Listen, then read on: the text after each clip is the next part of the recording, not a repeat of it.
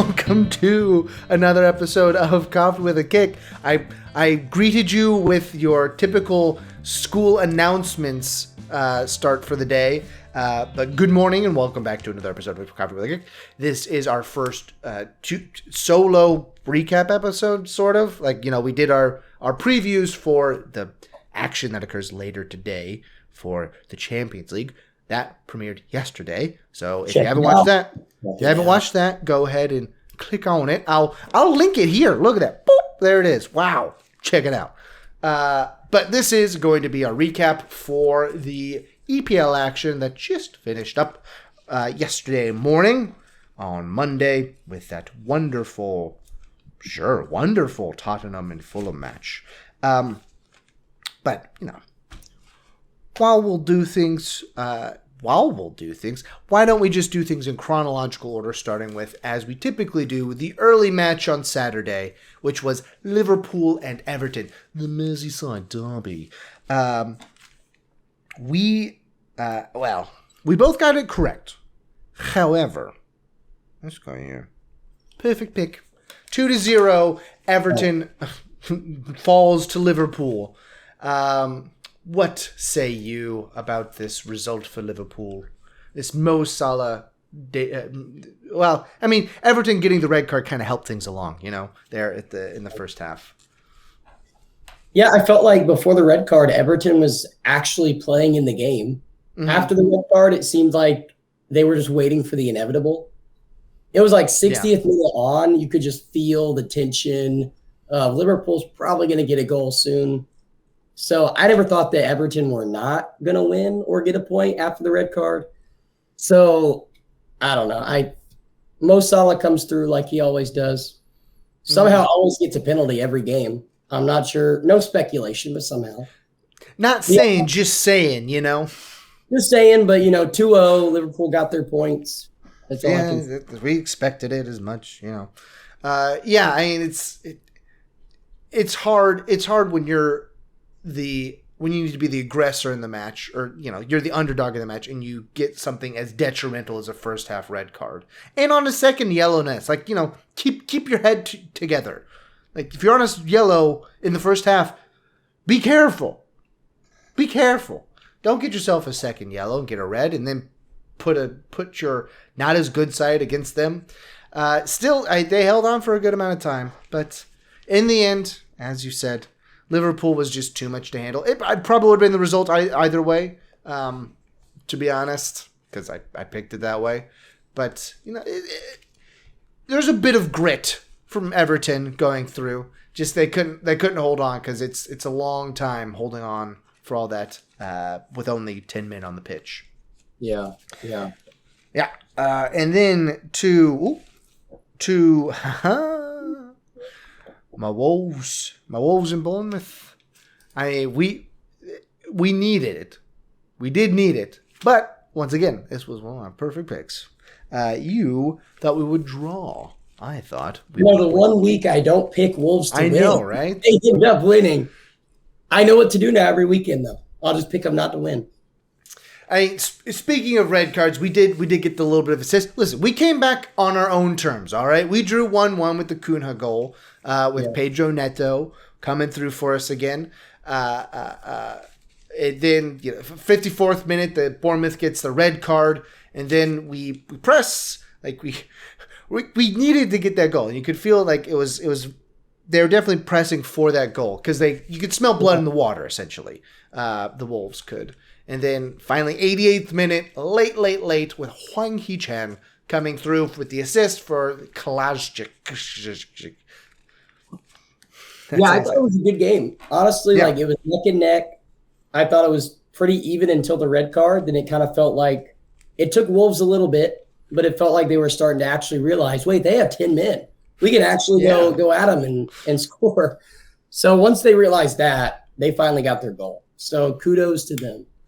And I will take it. Definitely helps. Listen, if we can, I will take my prediction being wrong if it means my Wolves stay up, you know? I'll definitely take my beginning of the season prediction getting wrong.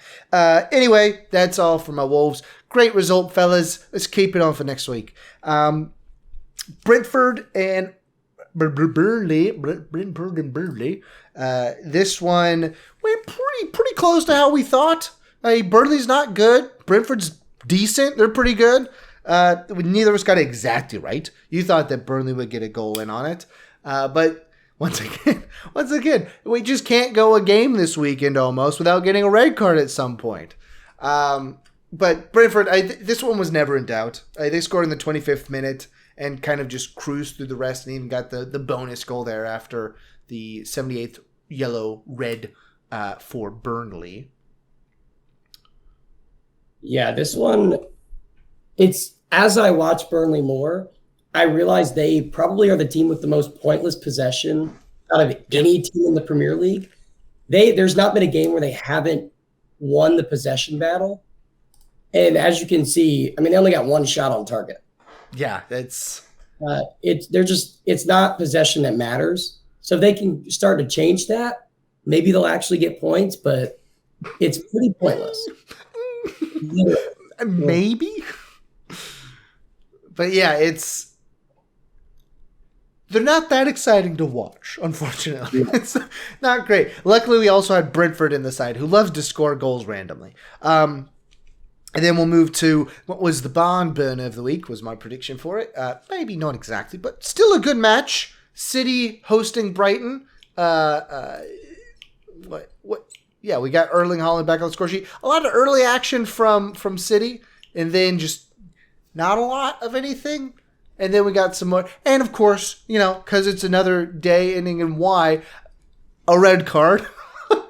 Yeah, this red card, I have a bone to pick. Now, if you watch the red card, he barely touches Fati. Mm-hmm.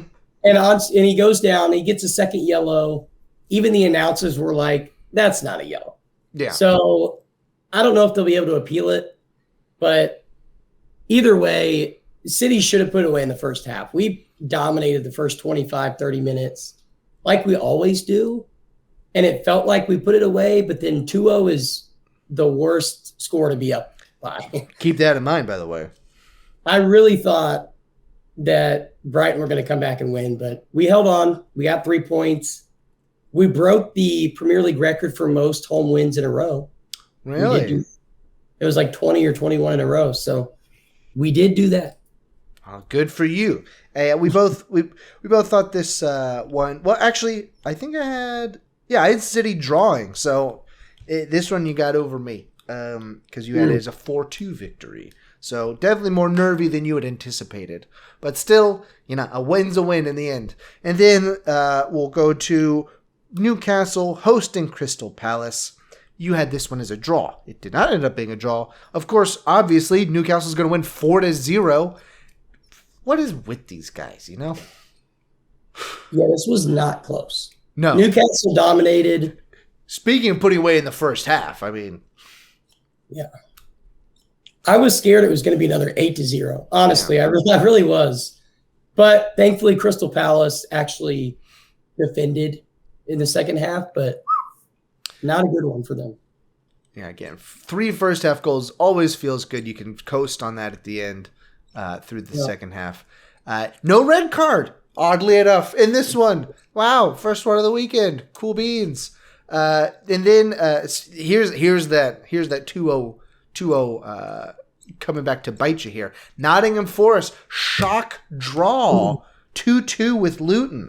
They go up 2-0 in the 76th minute with the ending of a Chris Wood brace from an Anthony. Alanga assisted him on both of his goals. Ended up getting his brace there in the 76th minute. And then Luton turns on the Jets. What? And they get their 83rd minute, so it gives them a bit of hope. And then 90+2, the late equalizer. Yeah, this one just watched from like the 73rd minute on. And really, when Chris Wood scored the second goal, I thought it was over. Yeah, for sure. Knowing who Luton Town is. But they showed some resilience. And it was exciting at the end to watch them score. And I really think that them drawing now took them out of the relegation zone. And now we're seeing maybe Luton could scrap their way to staying up in the Premier League. Boy, that's with how bad Sheffield and Burnley are playing, I mean, it could be possible. It could be. I mean, Sheffield for sure. Like they're on a single point so far this season. But it's disappointing from Nottingham Forest. They've been looking pretty good in the past couple weeks. With like some resilient, draws mostly, but still they've been more optimistic. And this is one of the ones that you hope to salt away for just a 3 points to make sure, sort of like the Wolves trying to punch your ticket to get out of the relegation zone. Instead, you give Luton a lifeline. Strangely enough, I mean, it's props to Luton. Props to Luton. Your jerseys are still terrible, but whatever. You might not get relegated. They're out of the zone. Out of the zone for now. And then on to the primetime matchup of Chelsea and Arsenal. Once again, the most dangerous lead in sports. A 2-0 soccer lead. I almost predicted the Chelsea win. You did. It was 3-1 you picked. It was 2-0 and I was feeling really good. Yeah. And then, within 7 minutes, Arsenal scores 2 goals. Arsenal. I don't know when teams are going to stop letting them score in the 80th minute and on, but it wasn't this weekend. This weekend. 6 of their 8 match days, they've scored in the 80th minute or on. Oh. I mean, Chelsea was the better side for a large part of the match. Strangely enough, like Chelsea has not been good. I picked them to lose. Chelsea ended up proving both of us wrong for alternate reasons. In the end, it did end up being like a kind of Chelsea that we've come to expect from this season, a sort of Chelsea collapse there, and it just not paying attention for that little bit, and then getting shocked by a goal and letting in another one. They were nice goals by Arsenal, but still, it's the 2-0 victory. You gotta be careful with those. It's crazy how quickly the momentum shifts and ends up with a 2-2 draw in this instance. All right, and then for the late match there, the late match there on Saturday. Sheffield United and Manchester United. They're at where are they? Bramall Lane. That's right, Bramall Lane for Sheffield United. Yeah, this one I really thought Sheffield played decent. Yeah. Like once they equalized, they played decent, but second half they started to get overrun, and you could feel the Man U goal. So it wasn't a shock. Listen, my 1-1 was looking great for a long time. And then it was like Manchester, like, come on. It's Sheffield, okay? Let's figure it out. And then they did. As you could see. They played well, though. They did play well. I'll give them that. Yeah. They played pretty well. For being on a single point so far this season out of 9 matches, they played well. The little mercies, I suppose. And then the single and solitary match on Sunday, Aston Villa hosted West Ham. Wow. West Ham. Okay, let's try that again. Aston Villa hosted West Ham at Villa Park in Birmingham. Trying to do it like an intro mishmash from FC 24. FC. Not FIFA 24. FC 24. And this one as well was not really in contention, oddly enough. Like I thought this would be a better match, more evenly sided, but Aston Villa just kind of took it to them. We both had this as a 2-2 draw. Ended up being not even close to that. Yeah, I thought it was going to be after the Bowen goal. Gave West Ham some hope, making it 2-1, but this is who Aston Villa can be. They can be the team, they can put games away, they have the attack for it. And they showed it.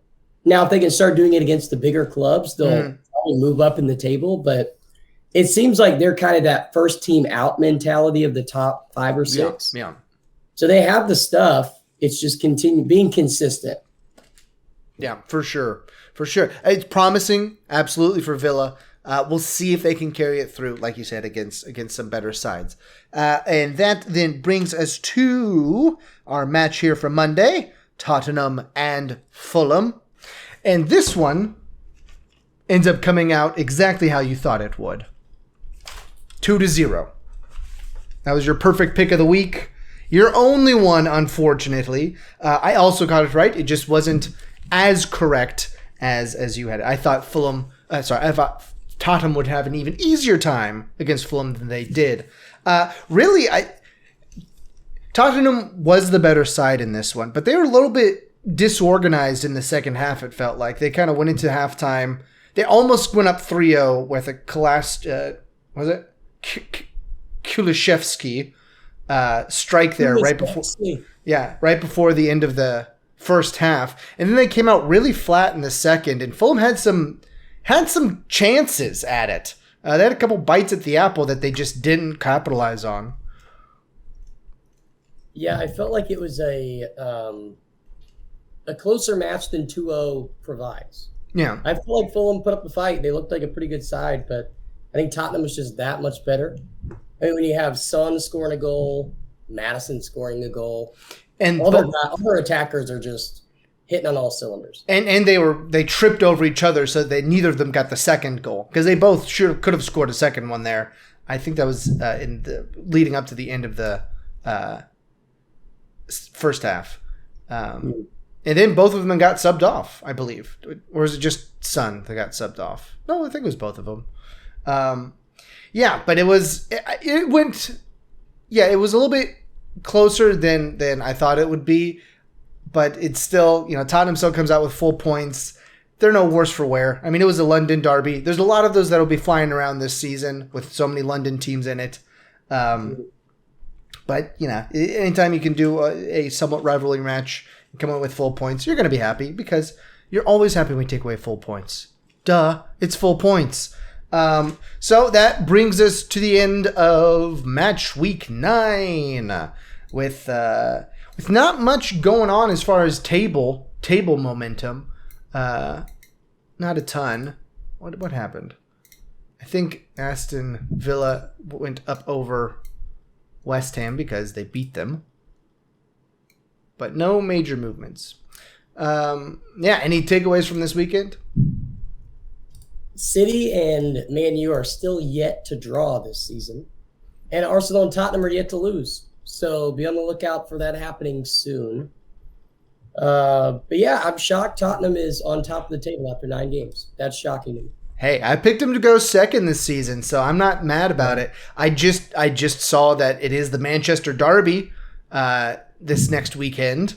So that's something to look forward to. And of course, Sheffield United giving Arsenal the first loss of the season. That'll be so nice. That'll definitely happen. Definitely happen. Yeah. But, good job.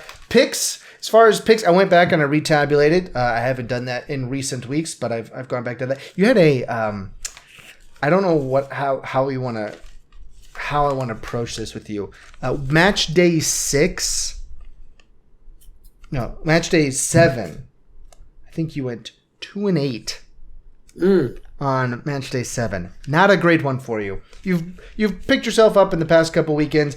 As of right now, I am 47-43 on the season with 12 perfect picks.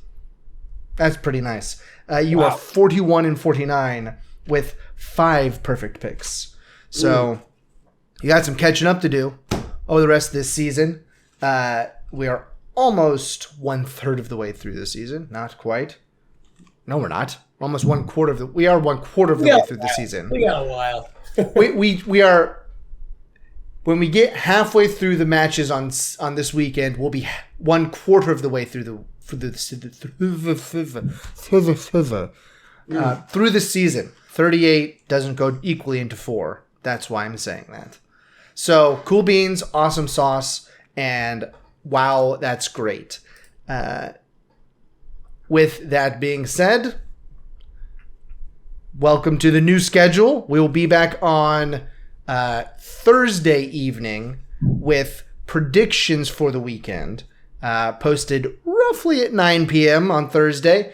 And in the meantime, why don't you go ahead and grab some coffee, watch some soccer, and we'll see you on Thursday evening. Vi sont l'altashra. Sure, That's not. Vi sont l'altashra.